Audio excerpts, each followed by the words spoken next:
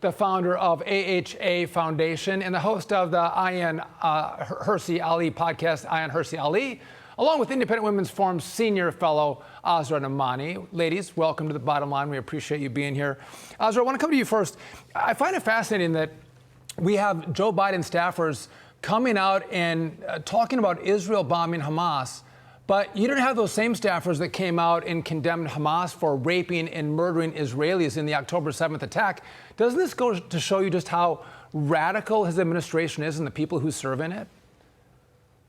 Oh, yeah. You know, this has been years in the making. Ayaan knows this as well as I do, that for years now, the Muslim establishment organizations have hijacked the Democratic Party, and they have used all those buzzwords in their Medium letter today, empathy and compassion and diversity and inclusion, in order to slip in through the front door, first the Obama administration and now the Biden administration. And now they are the ones at the gates chanting about Genocide Joe. And so this is a nightmare of their own making. And, you know, for the last 20 years, I've been reporting on this book called The Woke Army. It's the far left and the Islamists that are working together, hijack the Democratic Party, and this is of their own making. Mm-hmm. This is the disaster of their own making. Ayaan, what I find interesting is the fact that some people look at this and think Joe Biden hasn't supported Israel enough.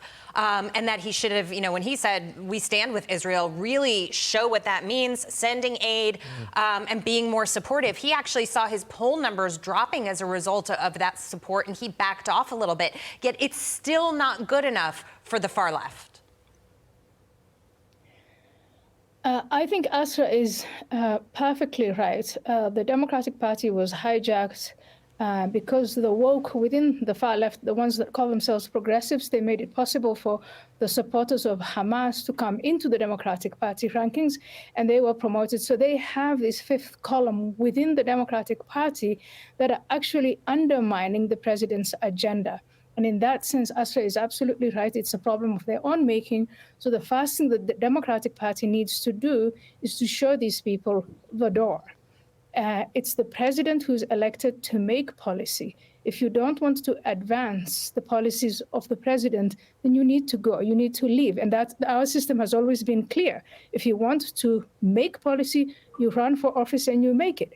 And so in Biden's case and the Biden administration's case, I really feel sorry for the president because he has brought these people in, yes, based on the buzzwords of emotion and compassion and so on.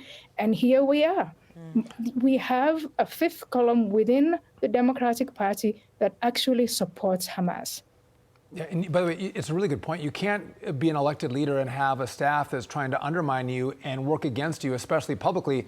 That unravels everything that you're trying to do because you appear to be, weak, at least in the public side. But let's shift gears now to this. Demonstrators picketing the offices of hedge fund manager Bill Ackman in New York City earlier today as part of a protest organized by race hustler and MSNBC host Al Sharpton in response to the ouster of Harvard president Claudine Gay. And of course, Ackman's been an outspoken critic of Gay and other university presidents after they refused to condemn on-campus anti-Semitism outright at a House hearing just weeks ago. Sharpton today saying DEI will go nowhere without a fight. Watch. The proprietor of this business has said that the only way to solve the problems at Harvard and other places is to kill DEI. We would not have to have DEI if we didn't have DENY. I want to come to his office and let him know that we will fight him.